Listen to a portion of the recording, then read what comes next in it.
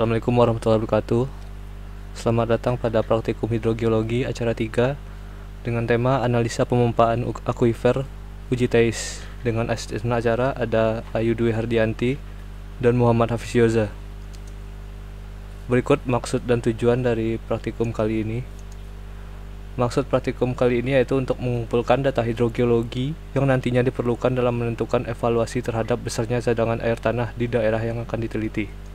Sedangkan tujuannya yaitu untuk mendapatkan nilai transmisivitas atau T dan storativitas atau S, di mana data tersebut didapatkan dari uji pompa pada satu atau lebih sumur pengamat. Kenapa dilakukan uji pemompaan? Yang pertama yaitu untuk studi yang berkaitan dengan eksploitasi, perlindungan, dan perbaikan air tanah.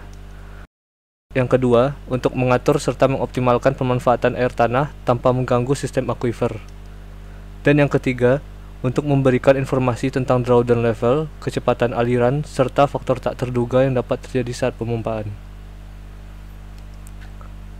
Tujuan dilakukan uji pemompaan yaitu untuk mengetahui seberapa banyak air yang dapat diambil untuk hasil yang berkelanjutan dan efisiensi sumur, untuk mengetahui karakter hidrolik dari akuifer, mengetahui efek spasial dari kegiatan pemompaan, dan memberi informasi mengenai kualitas air dan perubahannya dari waktu ke waktu.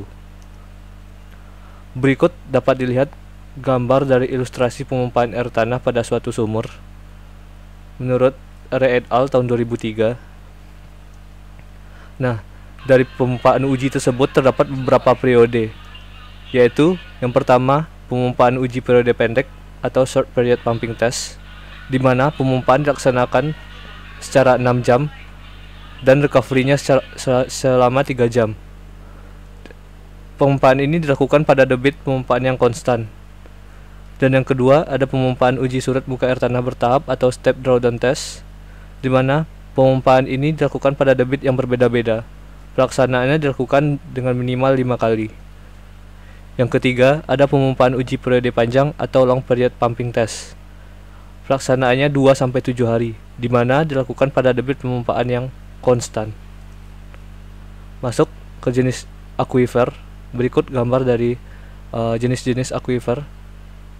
Terdapat 3 jenis akuifer. Yang pertama ada akuifer bebas, yang kedua akuifer tertekan, dan yang ketiga akuifer bocor atau semi tertekan. Berikutnya tipe aliran. Terdapat 2 jenis tipe aliran. Yang pertama ada steady flow, dan yang kedua ada unsteady flow. Steady flow sendiri yaitu arah dan besarnya aliran tetap dan konstan dari waktu ke waktu. Sedangkan unsteady flow, arah dan besarnya aliran itu berubah dari waktu ke waktu. Masuk ke rezim aliran dan tipe akuifer. Rezim aliran di sini yang dimaksud adalah aliran ketika sumur dipompa. Terdapat 2 kondisi, di mana yang pertama aliran langgeng atau steady condition, di mana bidang piezometrik air tanah itu stabil saat pemompaan. Sedangkan aliran tidak langgeng atau unsteady condition terjadi ketika bidang piezometrik berubah terus turun saat pemompaan terjadi. Nah, pada praktikum kali ini kita melaksanakan uji pada aliran tidak langgeng atau unsteady condition dengan jenis akuifer tertekan dengan menggunakan metode TEIS. Ketika saat uji pompa dilaksanakan, terdapat data-data yang akan kita catat pada saat pemompaan tersebut. Berikut salah satu datanya, yaitu waktu setelah pemompaan dimulai dan drawdown pada saat kita mencatat waktu tersebut. Setelah data tersebut didapat, kita dapat menentukan kurva yang dapat dibentuk dari data tersebut. Terdapat beberapa jenis kurva, yaitu kurva A yang dimasukkan dalam confined aquifer atau akuifer tertekan. Berikut kurva C yang termasuk dalam akuifer semi tertekan. Berikut terdapat asumsi dalam pelaksanaan penentuan nilai storativitas dan transmisivitas, yaitu yang pertama, pelamparan akuifer tidak terbatas. Yang kedua, lapisan akuifer dianggap homogen, isotropis, dan memiliki ketebalan yang sama di semua tempat. Berikutnya, kehilangan tinggi tekan yang disebabkan oleh komponen aliran vertikal di dalam akuifer diabaikan. Dalam hal akuifer tertekan dan setengah tertekan, pengaruh kompaksi dari lapisan penutup atas diabaikan. Sebelum dipompa, permukaan bidang piezometrik dan muka air tanah dianggap horizontal. Debit pemompaan tetap, pipa saringan menembus hingga batas bawah aquifer, dan terakhir cadangan air dalam sumur diabaikan. Berikut masuk ke aquifer tertekan. Dilihat pada gambar kurva yang mencirikan kurva drawdown versus waktu pada aquifer tertekan yang cenderung melandai di akhir. Metode yang digunakan dalam aquifer tertekan yaitu metode TEIS. Berikut kurva yang digunakan nantinya. Berikut rumus yang digunakan dalam pengerjaan metode TEIS. T atau transmisivitas yaitu didapatkan dari nilai Q kali W per 4 PS. Sedangkan storativitas dengan rumus 4 kali transmisivitas kali waktu per R kuadrat atau jarak sumur pompa dan sumur pengamat dikali 1 per mu. Berikut langkah kerja yang akan kita lakukan dalam penentuan menggunakan metode TEIS. Yang pertama yaitu plot nilai S atau drawdown dan T atau waktu pada mika transparan menggunakan grafik double log. Yang kedua, geser sedemikian rupa sampai titik hasil plotting berimpit dengan kurva W versus 1 per U. Yang ketiga, tentukan titik sembarang, utamakan titik yang benar-benar berimpit dengan kurva sebagai match point. Yang keempat, gambarkan kurva yang melalui titik match point tersebut. Dan yang kelima, lihat nilai W dan 1 per U dari match point, lihat debit pemompaan, serta harga R atau jari-jari drawdown dalam feet, nilai S dan T dalam waktu menit. Nah, metode ini akan saya jelaskan di akhir presentasi ini dalam pengerjaannya. Dan terakhir, tentukan nilai T dan S menggunakan rumus yang sudah diketahui. Berikutnya, terdapat aquifer bocor atau leaky. Dimana terdapat dua kondisi pada aquifer bocor. Yang pertama, kondisi 1, di mana aquifer semi tertekan yang mendapat imbuhan dari aquitar di atasnya. Dapat dilihat di gambar, terdapat ada imbuhan dari aquitar di atasnya sehingga aquifer yang di bawah tersebut masih mendapatkan suplai air tanah. Berikutnya kondisi 2, di mana aquifer semi tertekan yang mendapat imbuhan dari aquifer lain yang melalui aquitar. Nah, metode aquifer bocor tersebut dapat dilakukan dengan metode Walton dan metode Huntes. Metode Walton sendiri menggunakan rumus S sama dengan Q per 4 PT kali W, dan nilai U sama dengan R kuadrat kali S per 4 T besar kali T kecil. Berikut cara kerja yang dilakukan dalam penentuan metode Walton. Yang pertama, plotkan data nilai T atau sumbu X dan S sumbu Y pada kertas double log. Yang kedua, geser hasil plotting sedemikian rupa sampai titik-titik hasil plotting berimpit dengan salah satu kurva tipe Walton. Yang ketiga, gambarkan kurva tipe tersebut. Yang keempat, tentukan match point dan catat nilai W dan 1 per U. Yang kelima, kembalikan kurva hasil plotting ke posisi semula. Catat nilai T dan S dari match point tersebut. Dan yang terakhir, dapat dihitung nilai T dan S. Berikutnya, terdapat metode Huntes. Sama pada aquifer bocor juga. Dengan rumus S sama dengan Q per 4 PT kali W, dan U sama dengan R kuadrat kali S per 4 T besar kali T kecil.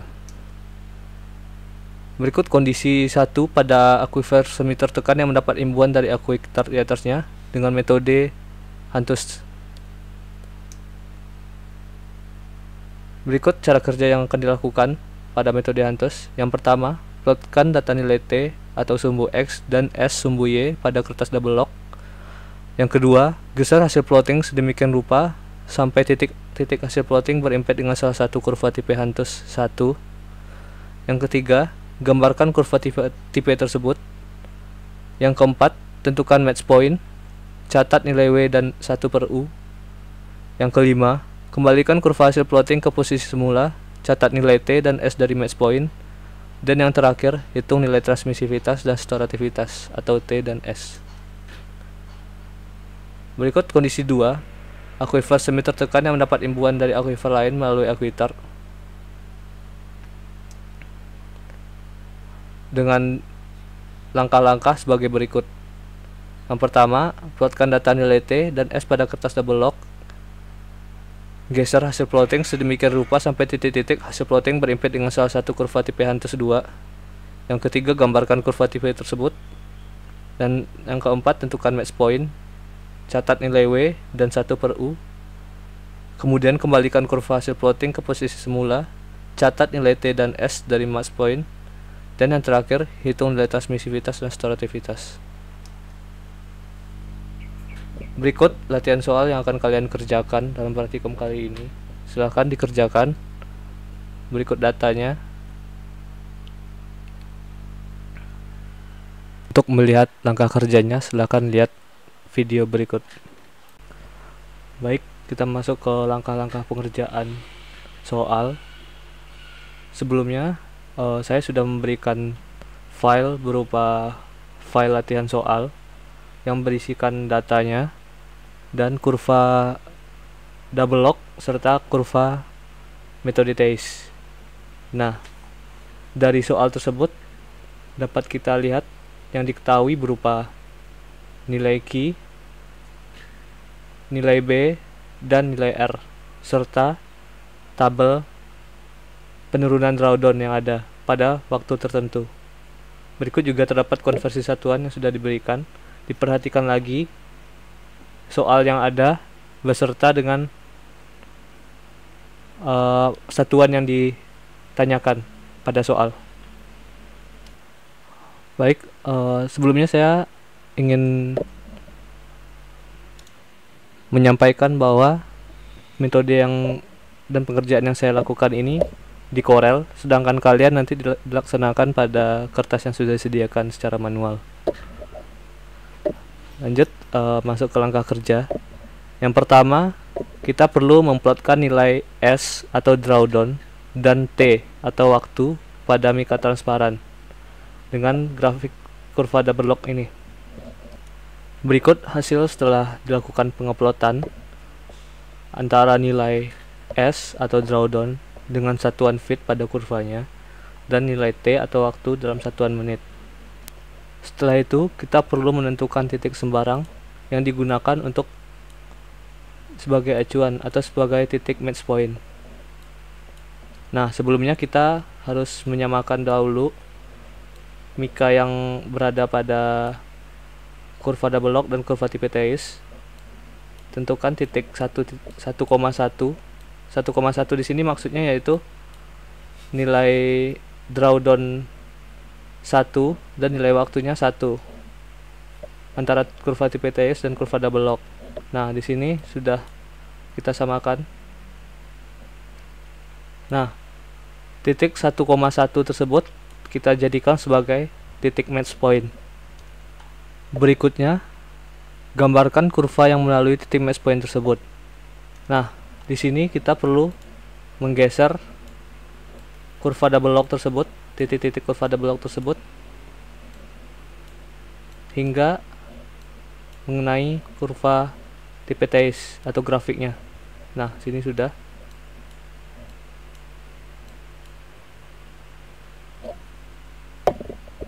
Ya.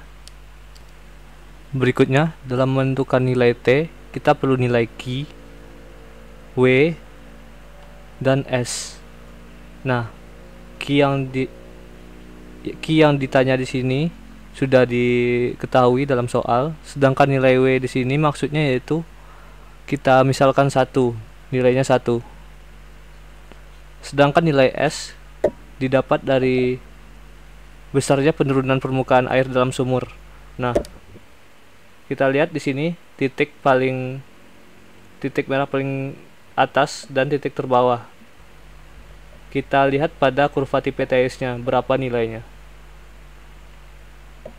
Di sini dapat dilihat kita misalkan 4,5, sedangkan nilai terbawahnya itu 1,7. Nah, dari situ kita dapat menentukan besarnya penurunan permukaan air dalam sumur atau nilai S tersebut. Berikutnya kita menentukan nilai S atau storativitas. Di rumusnya dijelaskan bahwasanya nilai S didapat dari 4 kali T besar atau transmisivitas dikali T waktu per R kuadrat jari-jari kali 1 per mil. Nah, di sini yang sudah diketahui pada soal yaitu nilai R kuadrat atau jari-jari, dan nilai 1 per mu nya kita misalkan jadi 1. Sedangkan nilai T besar itu kita dapat dari rumus sebelumnya, nilai rumus sebelumnya, dan yang kita cari sekarang adalah nilai T kecil atau waktu. Nah, nilai T kecil atau waktu tersebut dapat kita amati dari kurva double log, kurva yang berwarna biru ini, melalui titik match point yang ada. Di sini kita sudah tahu titik match pointnya yang ada diketahui di 1,1 pada kurva tipe Ts. Dilihat pada kurva double log berapa nilai waktu yang ada pada titik match point tersebut. Kita tarik ke bawah. Ini diperkirakan jika dilihat dari nilai yang ada. Nilai yang ada yaitu 4,1an. Tarik garis ke bawah. Nah, itu yang dijadikan nilai T atau waktu. Berikutnya, setelah semua data atau yang ditanya diketahui, kalian dapat menentukan nilai transmisivitas dan storativitas dari sumur uji tersebut. Sebelum diakhiri, saya ingin menjelaskan kenapa kita menggunakan atau memisalkan nilai W dan nilai 1 per mu ini dengan 1. Tadi sebelumnya sudah dijelaskan dalam penentuan match point kita mengambil titik 1,1. Nah, itulah yang dimisalkan sebagai nilai W dan nilai 1 per mu.